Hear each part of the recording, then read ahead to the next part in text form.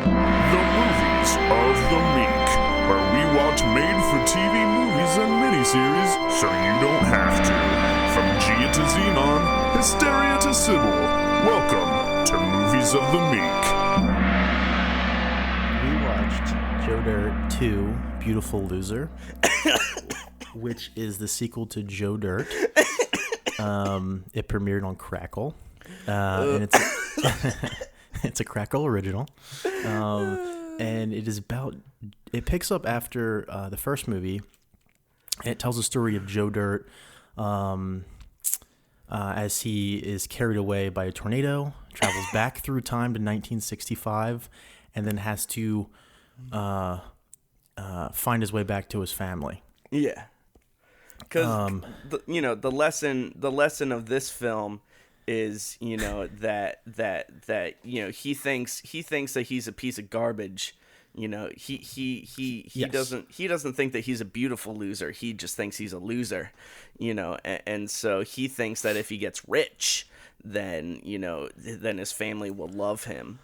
And because every single fucking moment that happens in the first movie has to be mirrored in some way in this movie, at the very end of this movie, just like in the original Joe Dirt, where Brandy goes, "Joe, didn't you know you have family all along?" She then says, "Joe, didn't you know you were rich all along?" Which is, once again, that's wrong. He wasn't rich all along. That's just not a thing. He wasn't actually rich. He was rich because he had the family, his beautiful family around him. Yeah. Which is literally the same message as the first one, but they had to change the wording of it to fit this dumb new movie. This very, very dumb new movie. This terrible new movie. It doesn't make any sense the way it's structured. Now, I was shocked to find out that it is the same two people that wrote the original one. It was written by David Spade, and it was written by the guy that co-wrote it with the first one with David Spade. Yes, and it has like most of the cast from the first movie. It has most of the cast, which is also shocking. Now, the director is different. I don't think that had much of a difference on the plot. Because if you have this script, you kind of just have to deal with what you got to deal with. The director for this movie wrote the first movie, or helped write the first movie. Yeah. So he was still involved in the creative process for both movies. But it's crazy how terrible this movie is, and how it kind of like crushed all my dreams for this franchise. So this movie, as you were saying, was released on Crackle, and so they've had an idea for a Joe Dirt 2 since 2007. And so David Spade and his co-writer had been working on different scripts for it. And fun fact, Joe Dirt is a Sony property, and Sony owns Crackle. Yes. And so basically when they were thinking about making a Joe Dirt 2, they decided that the easiest way to get people on board for Crackle property would be if they, instead of releasing it to theaters, released it on Crackle. This was their flagship movie. This was the flagship film for Crackle. And the problem that I have with that is, you have a weird choice as a studio where you realize that you're not going to be making theatrical returns, and so you don't put as much money into it. Yeah, I think that was one of the biggest issues, was they had to film it for a way lower budget. Yeah, and that doesn't make sense to me, because if you're trying to get people to go to a new platform, sink some money into it so that people can go, this is what they're putting on here. It's some funny. Good stuff. It's funny because, those weather effects, man, they're pretty good. But, I don't think... It looks like the Flash show that's on now. I don't looks think like fucking trash. I don't think more money would have helped this thing. They literally had enough money to pay for all the old actors to come back.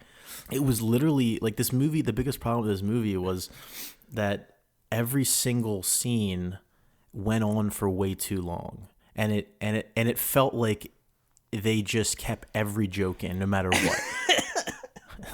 And that's partially because of the fact that they reformatted a script to fit the budget. Okay. That's what it is, and David Spade did talk about that basically once they got the budget for it, it was all about finding a way to get the people that they wanted in the film and also have it meet this budget that they had, and this is a Happy Madison production, which is Adam Sandler's production company. And so they're, of course, very crafty with getting endorsements and things like that. So that is why there is one shot that's literally just a stock footage shot of a Marriott hotel.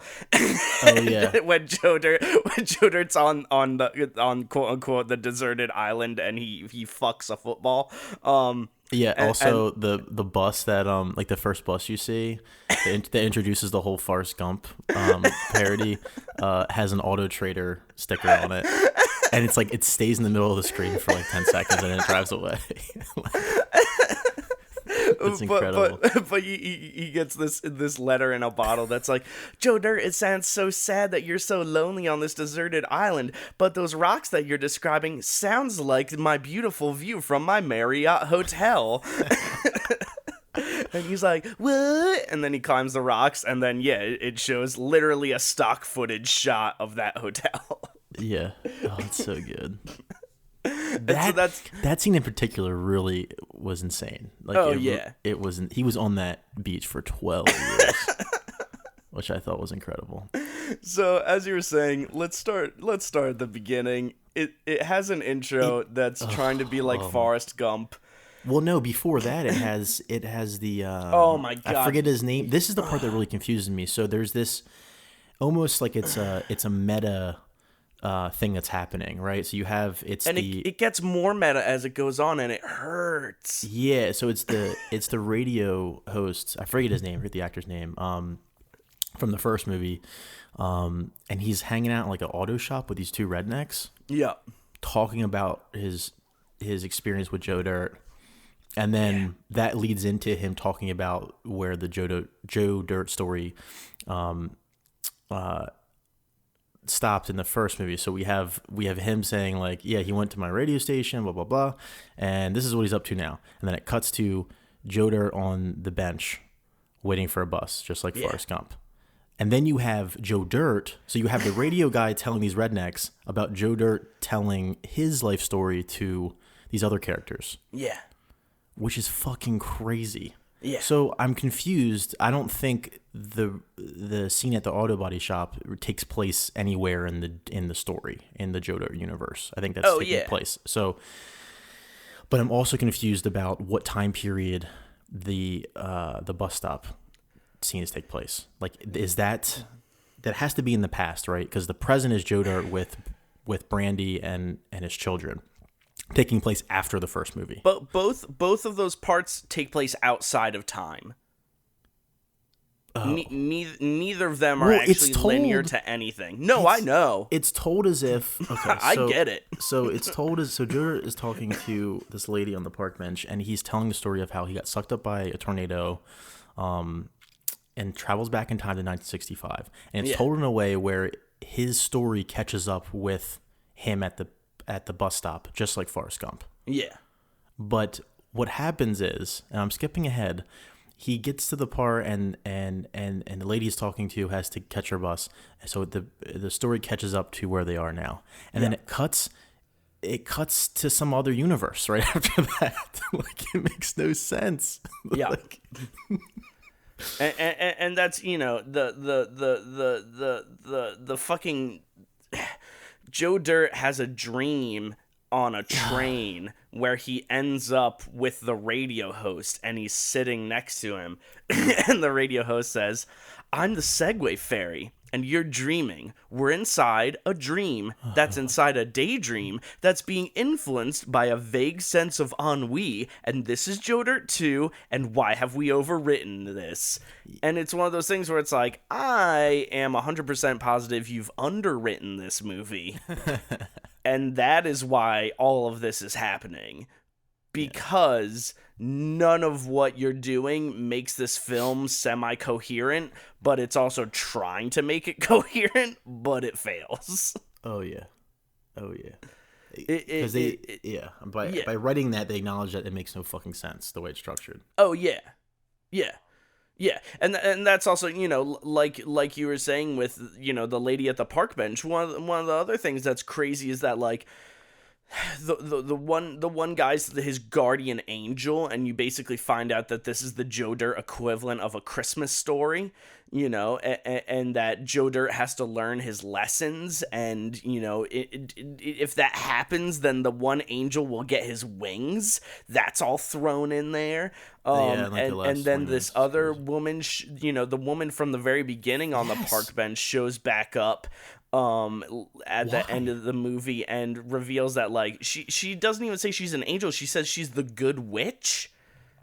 It makes, dude, that movie, it devolves after we catch up with him at the park bench. Like, when the story catches up, it just doesn't make any sense. And even that, so we meet with him on the park bench, and he's talking about how he's a janitor for some fucking venue now.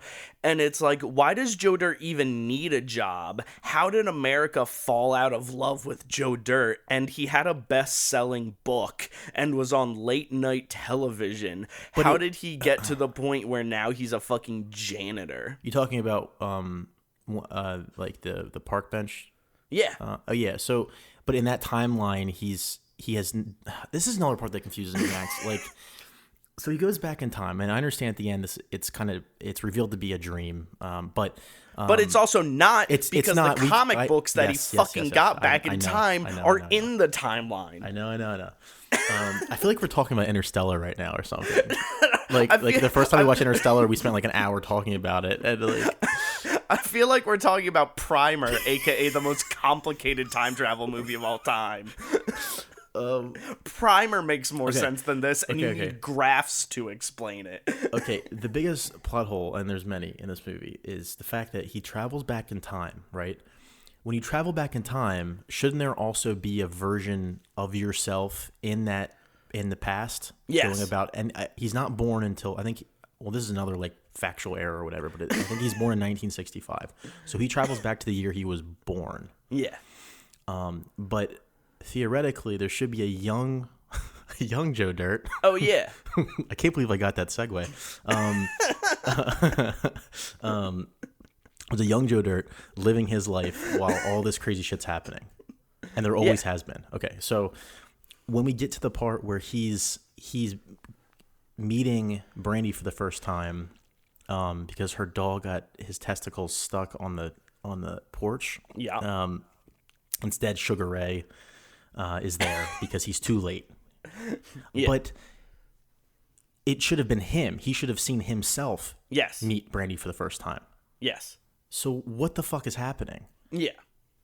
You and know that's why once again I'm saying that it's like a really weird version of A Christmas Story, because it's kind of like some of the sequences he's living out these things, but yeah, no, he definitely should see himself do these things. It makes no sense.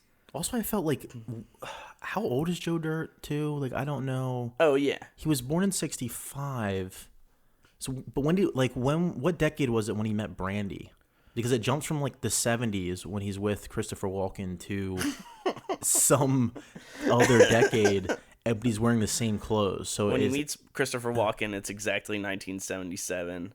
Mm-hmm. So it should be the first Joe Dirt movie was in 1999. And then if he was born in 1965, then he's like 12 years old. Technically, in 1977. So when he meets Brandy, it has to be at least 10 years later, or maybe 5. Maybe he met Brandy when they were young, like teenagers or something. So it has to take place in the 80s, right? Yeah. They don't do any world building. There's no there's no Is that indication. What you're expecting from Joe Dirt too? Some world building? Man. Like, no, at least like have cars from the 80s. But even the scene where so oh god, after he doesn't meet Brandy and Sugar Ray meets Brandy, he gets his balls punched and he has to go to the doctors. And I thought they were in present day because it looked like a present day doctor's office. Oh yeah. And then the plane they were on was a modern plane. Yeah. All right. Joe Dirt, basically the issue that he's having is that Joe Dirt, once again, representative of David Spade's life. David Spade has a lovely family with a bunch of daughters, and so Joe Dirt, of course, has a bunch of daughters. And Joe Dirt is afraid of his daughters being like him. He doesn't want them to be a dumb, beautiful loser like him. And he's like, God, I hope they take after Brandy. God, I hope they take after Brandy. They, of course, do. To which he then is like, now they're going to see that I'm a wimpy idiot man. I love the scene. I love the scene when he realizes that. when he's getting farted on by all the loggers.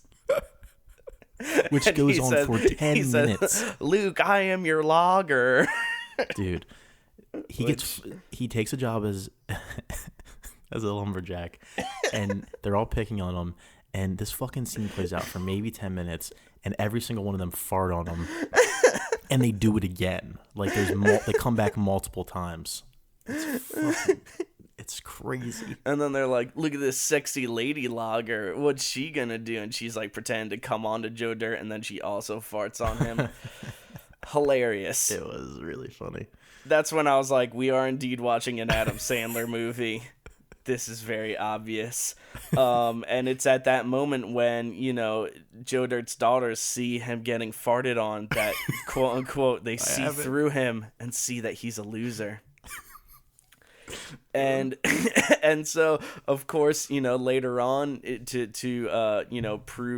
prove his worth and to prove that he's there for his daughters, he goes and gets the gift that he got for them in the trailer during the tornado. And there's a beautiful ADR that happens when you can see this CGI cow floating inside of the CGI tornado, and there's ADR of him going, "Cow?" And he goes back in time, and one of the first thing that happens, and this is when I was just like, okay, time is just fucked, because it's 1965, okay? Yeah. And Joe Dirt runs into Buffalo Bob.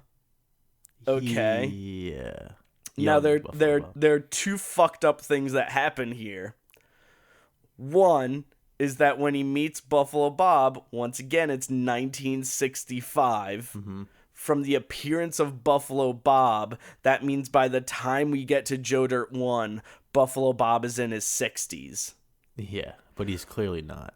Also, they have a flashback to Joe Dirt 1, and Buffalo Bob sees it and reacts to it. Yeah. It's fucking crazy. And when that happened, I was like, we are in for quite a time.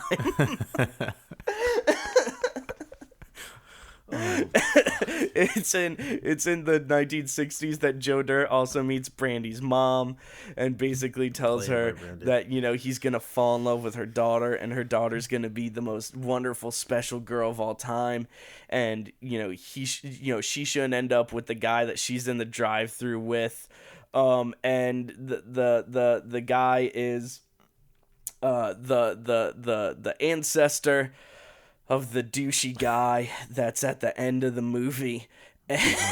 And there's this wonderful scene where he puts a surprise in the popcorn, aka his penis. And that scene was a little much. The guy's dad goes over and he's like, I want some popcorn, and he's eating some popcorn. A girl unknowingly puts her hand inside the bag of popcorn and ends up jerking him off somehow unknowingly, and then he jizzes and the dad touches it. Oh my god. Yep. That happens. That is an exact thing that happens in this movie. Yeah. Yeah. It's not even like the crudest thing that happens in this movie though. Like, I thought the ball stuff was a little much. And the plane. Even though I did laugh out loud when he gets his ball stuck in the toilet. I laughed out loud at the CGI dogs humping him. Yeah, that was funny too. But I like when the stewardess comes in to try to help him, and he's like, "Don't touch me, you bitch!" And I was like, but he says it again because that's like the theme of this movie is like, let's repeat every fucking joke over and over again and ruin it. when he's running from the bikers, he's basically in a confrontation with them, and then the cops show up, and the cops, of course, are actually there to arrest Joe Dirt because he was buying comic books with a $20 bill that is quote unquote future money. And so they're like, you can't pay with a dollar bill that's from, the year 2000s. That doesn't exist. And he's like, what? Well, at least you're taking me away from these demons. And then he just opens up the door and he escapes. He runs. They, of course, can't chase after him.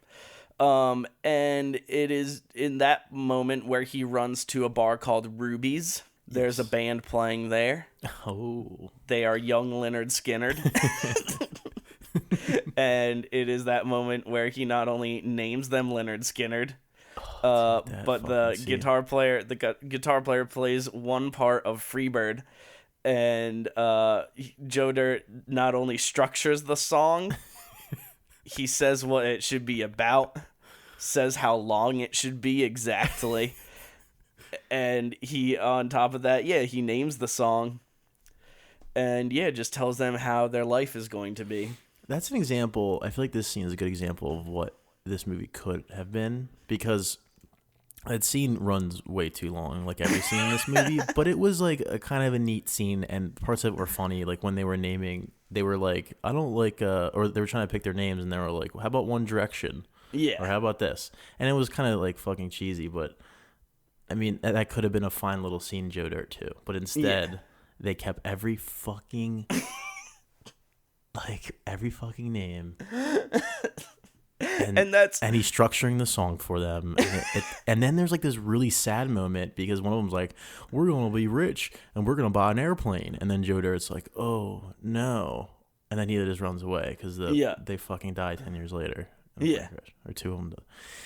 And that's only shown to be a worse flaw in this movie in the next sequence, which is when he runs away. The bikers catch up with him again, and he's like, "How these bikers find me? Oh my god!" Not realizing that they're figments of his imagination. He then runs and jumps on a train, and that's where he has three dream sequences in a row. The first one is him jerking off to the memory of Brandy, and then a bunch of hobos rape him. And he wakes up from that dream to then find that now there's hobos with sexy ladies, but then it's an anti-trans joke, and so they have penises and they rape him again. And then he wakes up for the third time and Kickin' Wing is there, who is now, instead of selling fireworks, he is selling drugs, and so they have to do the exact same fireworks joke, but now with drugs. And so it's just like 4 minutes of Joe Dirt listing off names of drugs, and then he does the Hoosker do's, Hoosker don'ts, and then he's like, wait, those are fireworks. Those are firecrackers, actually. And then he goes, well, they're also drugs. And then continues, he's like, you ain't got black tar? You ain't got crack cocaine? You ain't got that crystal meth? You ain't got that crystal meth? Like, it's terrible. And then that's also when they do the thug life section. Oh, fuck yes. Which is horrible. It's insane. That's what it is. It's crazy. It's one of those things where it's like... It's not even like fucking... Like, he has to have the girl repeat what she said so he can... oh my God. And he's able to do that because he realizes that he's in a dream. Yeah. He's like, I'm in a dream, so I know I can come up with a comeback. Repeat what you said. And she repeats what he says. He comes up with a comeback. Then there's a freeze frame. Some fucking stock image glasses appear on his fucking forehead. Terrible music plays, and it says Thug Life in the corner.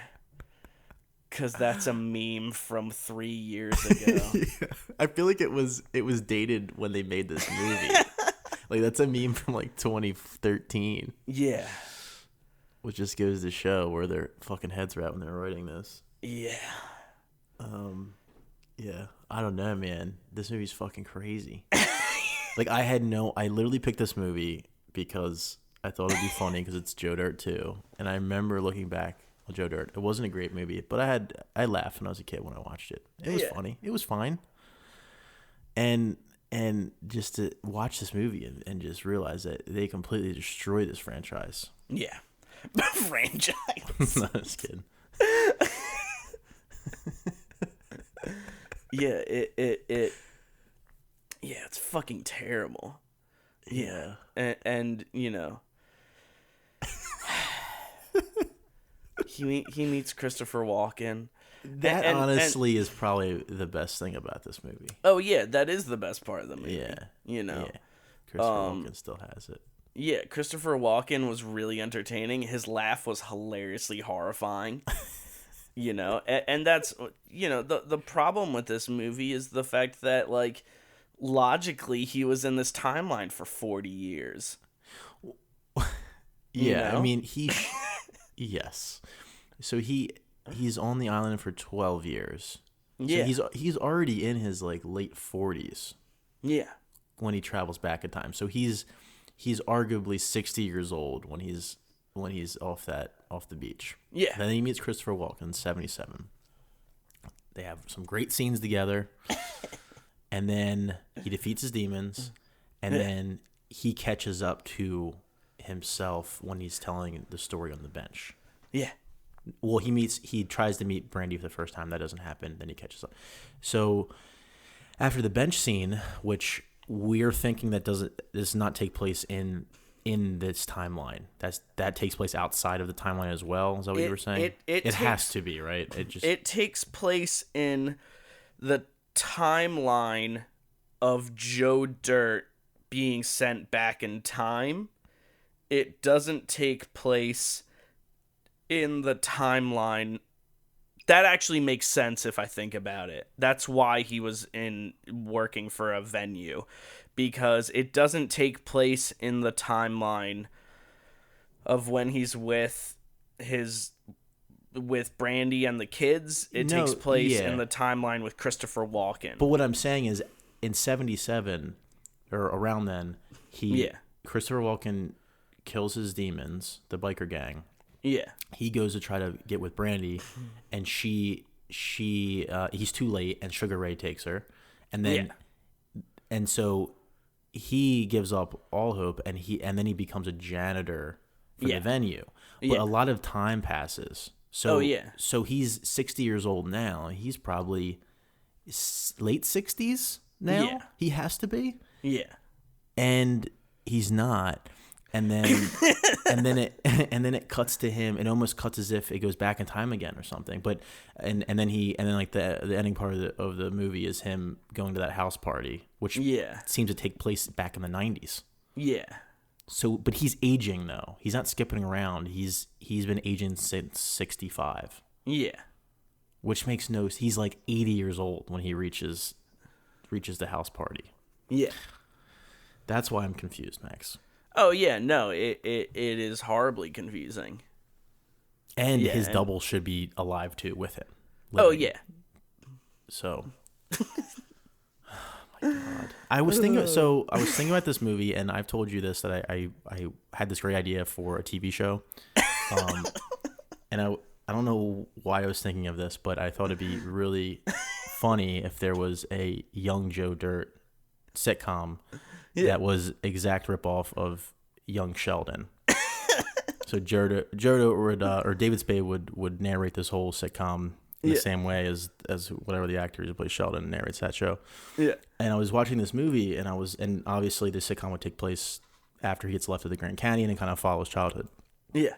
But I was thinking it'd be interesting if David Spade was narrating this show, and then we had a Young Joe Dirt, but since Joe Dirt and Joe Dirt 2 goes back in time, there was an adult version of Joe Dirt in the same timeline. So just like popping in and out every now. David Spade could interact with his child self. I just thought it'd be an interesting show. Yeah. But yeah, I don't know. I think I think now that's not going to happen. I don't think this one did so well. You don't think the world is ready for young Joe Dirt now that Crackle No. has destroyed the property? Yeah, I didn't know how bad this movie was. Yeah. You know? Yeah. Because, I mean, this fucking movie... Well, Joe Dirt came out in 99, right? Yeah. Holy shit. That's like... It's almost 20 years old. And that's also, you know, one of the things that's interesting is that I was looking at reviews for it, and Joe Dirt 1 critically got an 11% on Rotten Tomatoes. Joe Dirt 2 got a 10% on Rotten Tomatoes. Joe Dirt 1 has 11? Yeah, and it's one of those things where it's like Joe Dirt 1 is not that bad comparably. Yeah. Like, Jesus. Yeah, but are those reviews from the 90s, or are those reviews from, like... did they 90s. Oh. Yeah. Yeah. That's Yeah, interesting. it's older reviews. I mean, yeah, I know it wasn't a good movie, but or maybe it was funny to me as a child. I don't know. It's definitely that. It's definitely... No, it is. It's like David Spade, like, I don't know. Like, I really like David Spade, and I think I really like this character too. I think it would have been really funny to have a sitcom about young Joe Dirt. And if anything, the unfortunate thing is that the character that we know and love as Joe Dirt is not represented in the film until the revelation at the end of the film. Because so Joe basically has to go profess his love, because that's all that matters is him finding Brandy and letting her know. He goes to Silvertown, and it's now a ghetto called Jimmy Town, because somehow Jimmy has enough money that he owns the fucking town. Okay. And so he ends up showing up at this party, and the guardian angels are saying that there's this lesson that he has to learn, and he doesn't understand this lesson that he has to learn. It's too dumb. And one of the things that, if we break this movie down, his delusions should be overcome by him, but they aren't, and they kind of get overcome by each other. And the lesson that Joe should learn is that he befriends people that help him get through life. And it's his connections that aid him, and his personality is good enough to get those connections that are then developed and thrive. Yeah. Okay. Cool. And the narrative is that he's supposed to find self-love, and he's supposed to find out that he's worth getting love, you know, which is of course a great message, except for the fact that it's achieved it's not achieved over the full scope of the movie. They honestly make fun of the fact that he can't come to the realization fast enough. They're like, "Oh god, he's an idiot." And so, you know, you get to the house scene, and Brandy is basically, you know, this partying girl, and she's with this girl that tells Joe Dirt, she's like, she was wet as fuck until you showed up and dried her up. You know, this girl's trying to have sex with her. They're doing coke and all this stuff, and like Jimmy is a rich asshole, and he's shoving vodka soaked tampons up his butt. There's a 5-minute scene involving that. And Kevin Farley. And what the fuck? And so it's this part where, you know, Joe is supposed to be seeing this situation, and he should understand that his personality type met with Brandy's personality type is basically like her role, because of the fact that Joe is not there, has been switched. And so Jimmy's dominance basically like overshadows her and forces her into a role that Joe is similar to in the beginning of the film. Mm-hmm. Okay? Mm-hmm.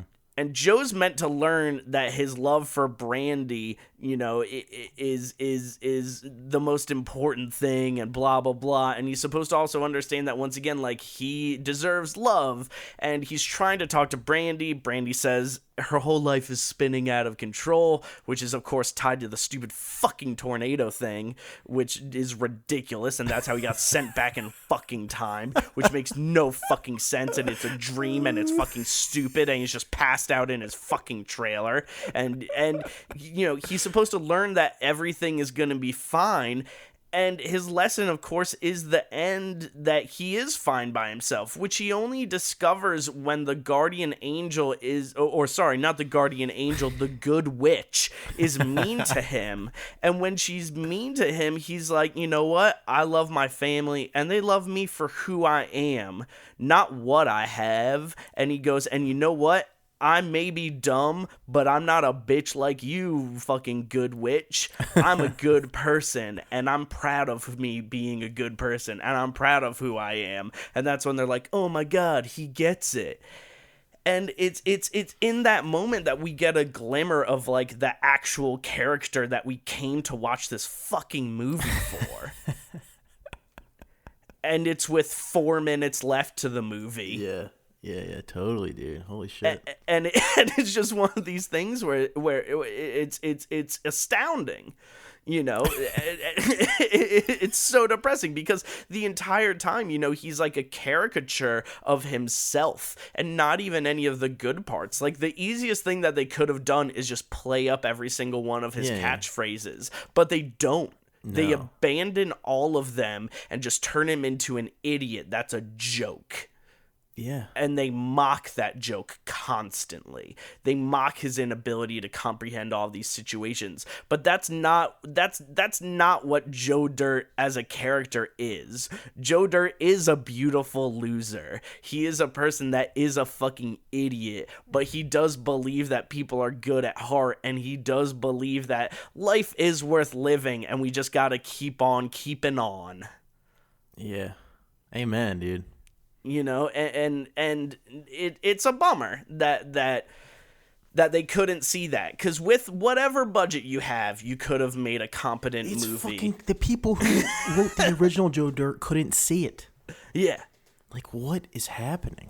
Yeah. Like, there was the least amount of effort they could have put into this, they did. It's fucking nuts, dude. Yeah, and it's just a bunch of references to a bunch of other movies. And it's like, it's references to movies they were referencing in 1999. Or memes that are 3 years old when they made this movie. Yeah. Like, at the very least, they could have referenced movies in the same decade. Yeah, that Thug Life meme shouldn't have happened because it was 1965. But they're referencing fucking Forrest Gump. Like, anyone, like any kid. I mean, obviously we know what Forrest Gump is, but any kid watching Joe Dirt 2 in 2015 might not even know what Forrest Gump is. Yeah. Well, maybe there was a Frank Ocean song about it, but who knows? Or like fucking Silence of the Lambs. Yeah. Like, I don't think many kids know about that. Maybe. I don't know. And that's what this movie's fucking appealing to. And well, is this a rated R movie? Yeah, it must be. There's like fucking the balls and shit in it. Yeah. Oh my god. Yeah, it's if you're coming to this movie wanting to see a Joe Dirt sequel, you don't get it. No, you do not. This is, I don't know what this movie was trying to be. It was, I mean, it seemed to me it was trying to be a rated R or like unrated Joe Dirt, you know? Yeah. It doesn't even do that well. Yeah. But I will say, for much as it's terrible and I hate it, it was fun. I love movies where I have to like think about, especially when it involves multiple timelines but the problem with this movie, and it's why it's so unsatisfying to me, is that I couldn't figure it out because there's nothing to figure out. They didn't put enough thought into it. You know what I mean? Like they never drew out the timeline while they were writing this movie. They just wrote shit down on the paper and didn't edit anything. Because I can't make sense of it, Max. And also, I was really excited about my idea for Young Joe Dirt. And now, like, I'm bummed about it. Next week, we'll be watching the 1980 PBS science fiction movie, The Lathe of Heaven.